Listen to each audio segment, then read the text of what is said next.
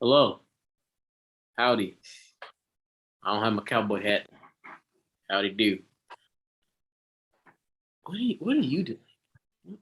I mean, I don't have my cowboy hat on, but I got my baseball cap on. So Yeah. time to get ready. Anywho, hola. ¿Cómo estás? You know what? Let me stop. I'm not going down that road. What's up? It's the bros. That's Nick. It's me, your boy, Raylo. We're here for another video. Uh lately, uh things are hyping up, man. NBA is right around the corner. I love it. I mean, I'm a football head, but hey, I love my fair share of basketball too. It's coming very fast. Preseason has already got me hyped, but preseason also has raised some question marks for me too. Um, Last time I checked, a team in Milwaukee just won the championship, yet they're sitting third, predicted to win the chip this year. What's up with that? I don't understand. I think last time I checked, the percentages is like 70% Nets, 15% Lakers, and 10% Bucks. I get it. I get it. The Nets are like, oh my god, if they have all three, they're unbeatable. And then the Lakers, they have LeBron. I get it. Yo, like they just won the chip. Like people are gonna be like, oh well, this team got hurt. This happened. This worked in their favor. Rada rada rada. The Bucks didn't fold, bro. They could have folded easy. They could have folded against the Hawks. They could have folded in the They finals. could have folded against Phoenix. They were down 2-0 and could have They folded. could have folded easy. They You know could who have showed? went downhill You know who quick, showed and up they game six? responded. You know who showed up game six and hit what 16 out of 17 free throws? That man, number 34, the Greek freak. Like put some like people need to start putting respect on his name. Like I think we just forget about him as far as like people who are gonna take the reins. Like okay, KD for me is number one person who is gonna take the reins when LeBron is done. Honestly, not far off that list should be Giannis, bro. Like he's that dude. Yep. That team is for real. And when it Mm-hmm. came down to it, they buckled down and handled business. Who's to say Yep. they don't do that again this year? Like, Yep. forget what the Nets have, forget what the Lakers have. Bro, put some respect on their name. Go ahead, Nick. And the Bucks, and the reason why people are not putting a lot of respect on the Bucks right now, I mean, if you look at their roster, they don't have like the firepower like Kevin Durant and Kyrie Irving and James Harden like the Nets have, or like Anthony Davis and LeBron. They don't have that sort of firepower. But the Bucks pride themselves on defense, grit, and heart. And boy, they was down 2-0 last year against the Suns in the finals. I thought it was over. And you want to know something? Shout out to Jordan on this one because we were in the car riding to your house, and Jordan's like, the Suns are not winning a single game. And I was like, that's a very bold statement. And he did call. That is a very bold statement. And you want to know something?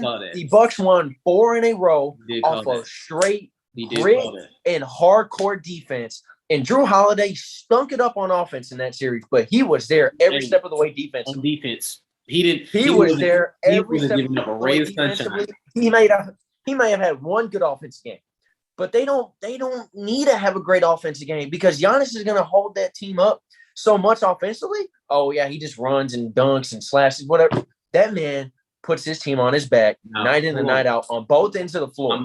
I'm gonna add on to your point because I'm glad what you said, bro. Hey, you can have an off night on offense, cool, but in the playoffs, just as anybody who watches the sport of football, good defense travels. So even when offense is bad, the same goes in basketball, bro. Especially in the playoffs when things get tougher, you're seeing the same team out of 7 defense creates offense. Defense is how you. It seems so cliche. Defense is how you win championships. Now, granted, the Brooklyn Nets have a firepower of offense. But defense wins championships. If you can play great defense, you can lead to great offense. And we've seen that from a prime example of when Drew Holiday took Devin Booker's cookies and went down the other end and gave it to Giannis. Like, the defense wins, man. And we just see it happen.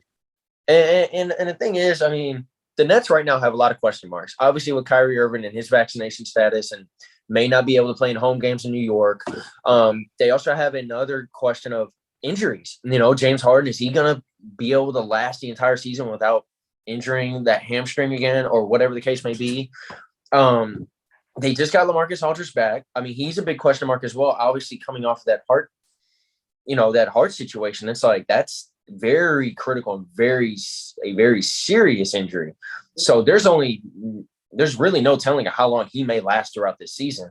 Just depending on a lot of him though. Oh yeah, they're not going to ask a lot of him. And the thing is, Blake Griffin actually played a pretty good role last year of stepping up and being that good revolving four piece. To kind of help out with scoring, rebound, rim protecting, all that.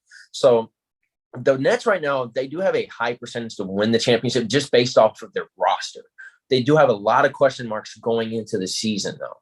And so I think the Bucks deserve a little bit more credit. They are a gritty team.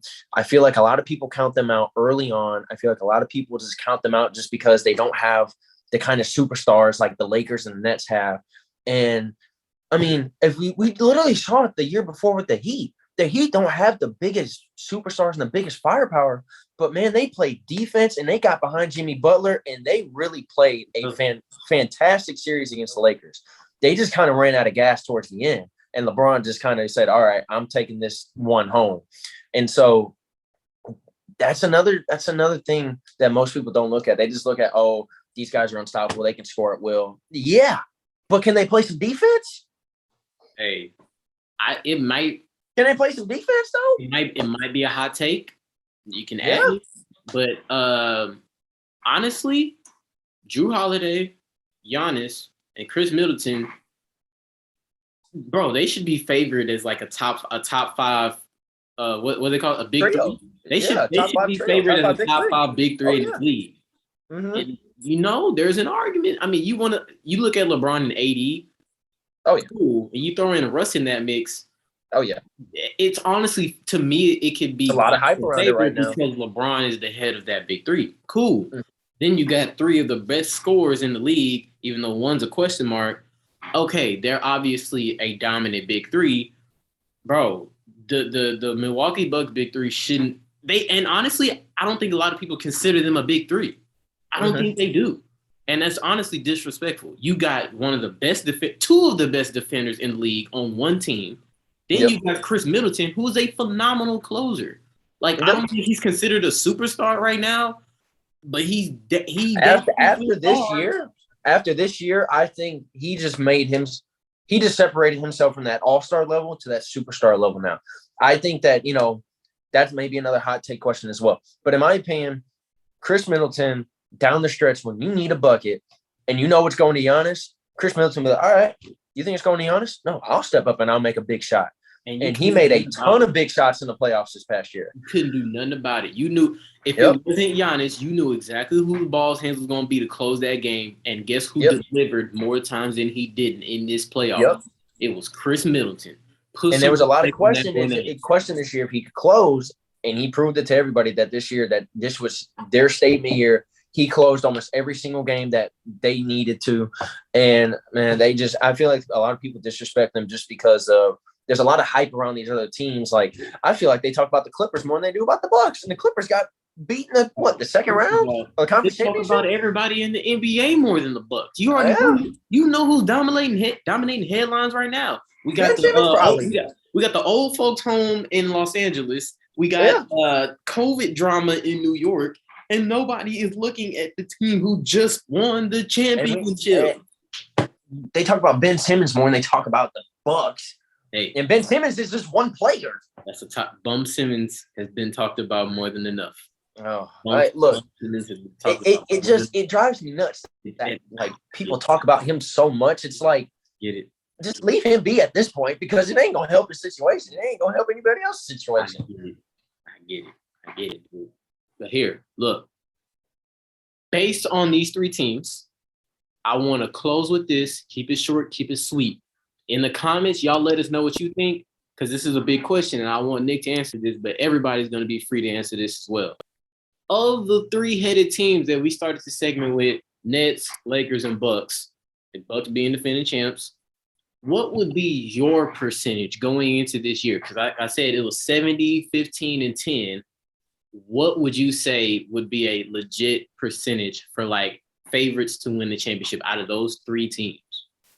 I give the Bucks 40%. And that is a little high. I give them 40%, and this is why. I think they can handle everybody in the East besides Brooklyn. Easy. And I think when it comes down to it, if they get past Brooklyn, it's almost a 50-50 shot with anybody coming out of the West. I mean, we just because seen that they can bang with the Lakers. They can bang with the Lakers, and they can bang with the Clippers as well, if the Clippers even get there. And then we already seen what they did to Phoenix. They folded Phoenix because they was down 2-0, and they came back and they folded Phoenix. I think if they get past Brooklyn, I give the Brooklyn a 60-40 edge over the Bucks. But if the Bucks get over that hump against Brooklyn, I think it's a 50-50 shot whoever comes out of the West. So I'm saying a solidified 40% that the Bucks can go back and they can win the championship. That's very, very fair, and I'm not mad at that point because me and you both know, and I feel like anybody who's watching basketball knows, the Lakers have a far tougher road to get to. Oh yeah. They have to go through the six-headed monster coming out of the West. Oh, my God. Like, it's literally a dual-headed monster. Whoever and Milwaukee won the chip. I think nobody expected to see those two teams in the finals, but Milwaukee and the Nets came together, and the Bucks won. Like, y'all can be like, oh, Kyrie was hurt. Oh, Harden wasn't at full strength. Well, Harden was on the court. Harden had chances. KD had a chance if his foot wasn't so big. They would have won that game too. But anywho, y'all let us know in the comments what y'all think. I mean, we said a lot as far as like putting respect on their name, Big Three. Y'all let us know if they should even they deserve the respect. I know people gonna make excuses, but hey, they're a legit contender in this league, and more people should be realizing that. Y'all let us know in the comments. Hit that like, hit that subscribe button. Check out more of our videos. Check out one of our best videos with Bum Simmons, because he's been dominating headlines, and that's not going anywhere with the season coming up. Peace out. I ain't gonna bring him up anymore. Catch y'all later, man. Deuce. Hope y'all enjoyed that video. Make sure you check out our older content on our page, but most of all, make sure you hit that like, subscribe, and turn that notification button for future videos. See you guys in the next one.